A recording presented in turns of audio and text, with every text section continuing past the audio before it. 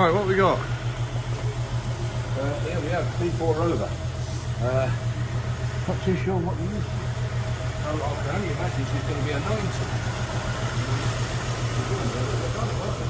And I'm not clever enough to remember all the different specs just by looking at it, but I'm pretty sure it's a 90. We'll check it out later on, so just keep an eye on the website. We'll make sure that we do get it marketed right. Come from a deceased estate yesterday. Paul picked it up. Lovely sounding old car. Had the front seat recovered at some stage, as you can see, all of it, I would have said. Back seat being original. Door cards have been done at some stage. Wheels, you look at that. That would have been embarrassing if that had fell off, wouldn't it? But dead straight little motor. Now she's got, I think, something like 47,000 miles on it. And our policy, as everyone knows, we cannot guarantee. It's got new rubber sticks, new door rubbers. Look how nice that shuts. We can't guarantee mileage for obvious reasons. I sometimes wish we didn't have that policy, because I know an awful lot of stuff like this, in my opinion, is correct mileage. But you know, one rule for everyone, simple as that. So we can't guarantee it, but I bet that's right. I bet that's right. But you make your own mind up about it. Beautiful sweet engine. Stood around for a few months. Poor chap died a while back, I think maybe June. So she's just going to want a little bit of nursing along, just to get her back into on the road condition, if you like. But yeah, you don't want anything doing to it. Everything works fine. No, forget that. I can't say everything works, because I mean, I don't know, temperature gauge might not work, but it all appears to be working mechanically. Put it that way. So I'd have no qualm whatsoever checking the oil and water on this car and driving it down to London. Doesn't bother me anymore. Overdrive, look. Overdrive on her. There she is over there. Sweet engine. Has some new carpets at some stage. Battery will probably come back. We're going to put the battery on charge. It might need a new battery. You might have to invest in the battery, but we're going to charge it anyway. Number plates. I can only assume it's lost its plate at some stage, or been taken off, or whatever. I don't know. But anyway, there's a new plate on the front. There's a new one to go on the back. We'll fit that on as a matter of course.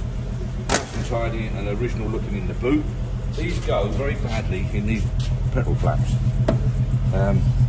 That's been repaired there, look, as you can see, so it's a little bit of repair work in there, but it's okay. It's nice fitting now. Chrome's all quite nice, one or two little bits as usual. But what I felt was, when I drove it around last night in here, and I just drove it around, just washed it off quickly, only around the front there, but you could tell you've only got to do 100 yards in the car if you know what you're talking about, to decide whether it feels right or wrong. And it just felt lovely. And I was backing out of there, and I must admit, I've never really got on with P4s. They're a vehicle that I've just leapfrogged. I've never actually got into them. But when I reversed out of there, I thought to myself, you know, everyone should drive one of these. They're lovely. Auntie Rovers, that's what they are. They're just a sweet, darling old 1950s British tub that everyone should have a go at sooner or later. And I think that's a bang on, above average entry model, in my opinion. Now, we get lots and lots of guys with P4s come in and they rave about them, and we pick up loads of P4s, we sell loads of P4s. And most P4 owners think their car's a lot better than it actually is. This is better than you would maybe originally think. The more you look around it, door shuts and such like that, it's a right honest old car. Really straight old bus. Lovely dashboard, which all this tends to make me think that it ain't done a lot of work. So I wouldn't mind betting that mileage is right. There's no guarantee on it whatsoever. But everywhere you look, it just tells you, shouts 40, 50,000 miles. If it were 40, 50,000 miles and 2-year-old, it would obviously look like brand new, wouldn't it? But you've got to bear in mind, it's like 60 years old. So there's going to be one or two little, you know, rusty bits and pieces, you know, the clutch brake masts and the wiper motor, look, you know, it's going to want tidying up and cleaning, even down to the starting handle wants a coat of paint, look, and you know, to look nice on there. But all this is right, you see. You know, it all looks nice. It just looks, and it feels right. The steering that feels right to me. The dashboard looks right. It's not worn out, you know, it's not all scratched and what have you, and the chrome inside's nice.